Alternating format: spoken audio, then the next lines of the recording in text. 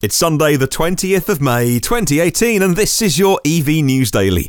Well, good morning, good afternoon, and good evening. In fact, wherever you're listening around the world, a very warm welcome from London in the UK. Here is today's news about electric cars and the future of transport. My name is Martin Lee, and I go through every EV article online, so you don't have to. A lovely response yesterday, by the way, to our special report talking to Keith Johnston from Urban Electric about their UE1, the pop-up charger installed in streets for those who don't have off-street parking, and they're going to install these along all the different streets around those kind of heavily built-up urban areas. If you missed it, download yesterday's podcast. It's online for free if you want to go and get it and hear a about 15-minute special with Keith, actually co-founder of the company, talking about the first 20 that are being installed in Oxford here in the UK.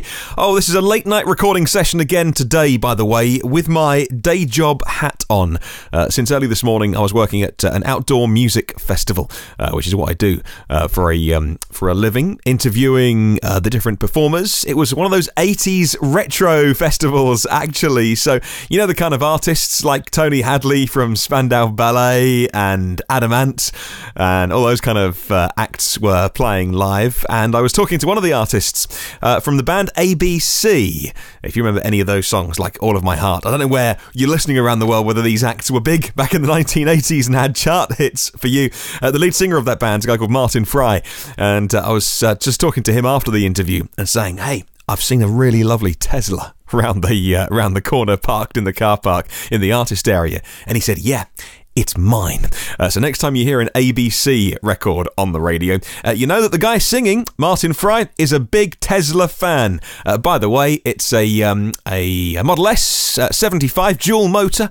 I didn't stalk him too much. I noticed that it has the newly designed front. So I guess it's 18 months, up to 18 months, up to 2 years old maybe. So lovely. We had a good old chat of where you can find the nearest superchargers. In fact, we weren't far away from the royal wedding today. I was working at a place called Maidenhead, and that's a stone's throw from Windsor. And maybe yesterday you were tuned in, or maybe since then you've caught up online about the royal wedding. Congratulations to the Duke and Duchess of Sussex to give them their new title. And there was actually an EV story that we'll start with, all about the royal wedding. And they, at the end of the day, they jumped in a car to head towards the next part of the day, and Kensington Palace on their official Twitter account posted this: the Duke and Duchess of Sussex departed Windsor Castle for the reception hosted by the Prince of Wales at Frogmore House. They departed in a silver blue Jaguar E-Type Concept Zero. Now, this vehicle was originally manufactured in 1968, since converted to electric power, and if you haven't seen it, I highly recommend you checking out the fully charged episode where they have a look at this Jaguar E-Type and the electrification that's gone on to bring it bang up to date. Described as the most beautiful electric car in the world by some. They left Windsor Castle, heading to the old 17th century venue of Frogmore House. The Roadster was converted at a cost of £350,000 by Jaguar's special department and had a very special number plate, which was E190518, the 19th of the 5th, 18, which is the way that we do it here in the UK. It's day, then month, then year, and a very special number plate, I presume, was approved by the driving agency to be fitted for this one-time only outing for the royal family in a very special Jaguar. So firstly, massive well done to Jaguar PR, because everybody loves a royal wedding. If you love the royal family around the world, everybody would have been tuning in around the world to see this. And for Jaguar to get this gorgeous conversion on TV was a really nice touch. It helped that we had a beautiful sunny day in the middle of May. Not always guaranteed. It's sometimes tipping down with rain in May here in England. So congratulations to Jaguar PR for getting the E-Type Zero in front of an audience of hundreds of millions. I did wonder whether the I-Pace, by the way, would make an appearance. It has done before. Prince Charles, so the father of Harry, Prince Harry, turned up recently at the Science Museum in London, driving an I-Pace, flanked by combustion versions of Range Rovers and Land Rovers, of course, but he was in the I-Pace. So you think that there's obviously a close connection with Jaguar UKPR and their contact at the royal family. Just wonderful.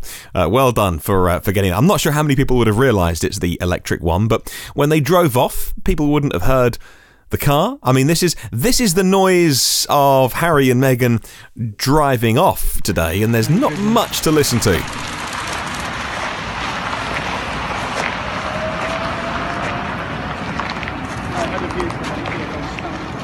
Yeah, that's kind of the point of an EV, really. Well, how about 20 EVs heading round in circles? That's going to be the new race series by Jaguar. And the Jaguar I-Pace E-Trophy had its unveiling yesterday at the Berlin E-Prix in Germany's capital.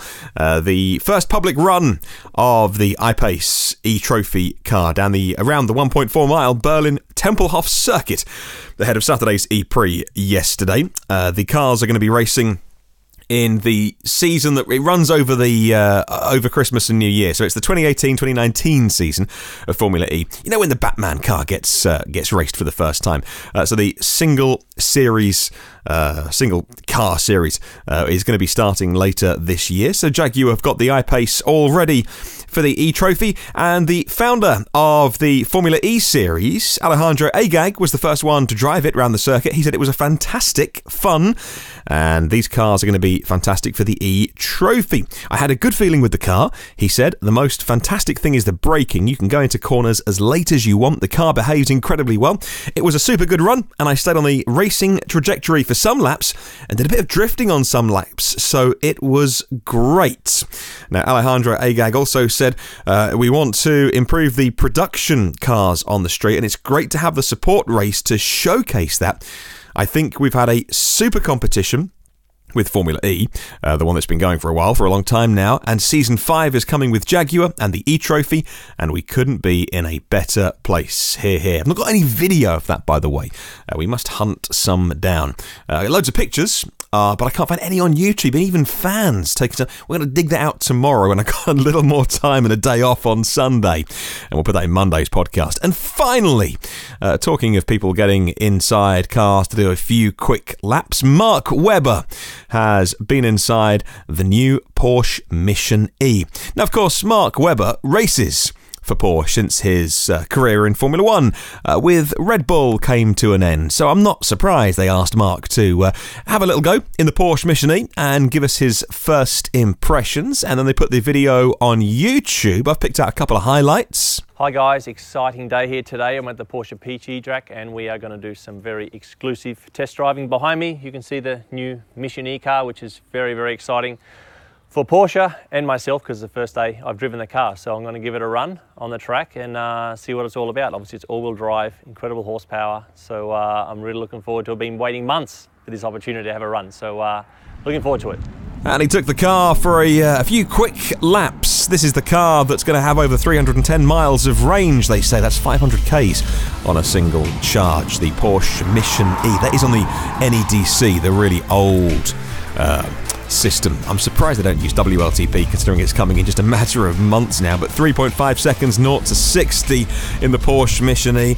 And a bit of credible competition for other people who would have normally bought a Tesla. Maybe they're going to have a little think twice about whether they're going to get a Porsche or a Tesla. He seemed really impressed with driving it. A gorgeous piece of machinery. The guy's done an incredible job. It reminded me at times a lot of the 919 because often we could drive this car just on e-motor alone and on the electromobility side. So a lot of what I say is stealth emotion, stealth performance. It's absolutely clearly a Porsche. Looking over the front wheel arches looks like a 918 as well. So ergonomics and the view from side the cockpit is absolutely gorgeous. 600 horsepower, that is something to behold. So I never got sick of the traction areas, so that was absolutely gorgeous. And the driving experience, how dynamic the car was, you don't really feel. Of course, these cars are a little bit heavier, but in general, the steering and the performance, braking agility was a real nice surprise. So thoroughly enjoyed it. I've now driven the Mission E baby, and I'm looking forward to driving it a lot more in the future. There's no question about that.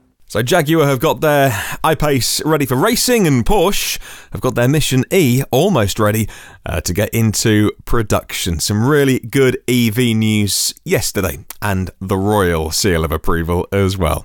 I would love to spread the word about electric cars. If you can share this with somebody who might be interested, well then you and I can spread the word together. And in the meantime, if yesterday's podcast sounds interesting, that special report, maybe one of the previous ones as well, you can listen to every previous podcast on iTunes, Google Play, Spotify, YouTube, TuneIn, Stitcher, and the blog at evnewsdaily.com. If you subscribe, you get them first and free and automatically. And if you can leave a little rate and review on your favourite platform, that is super helpful.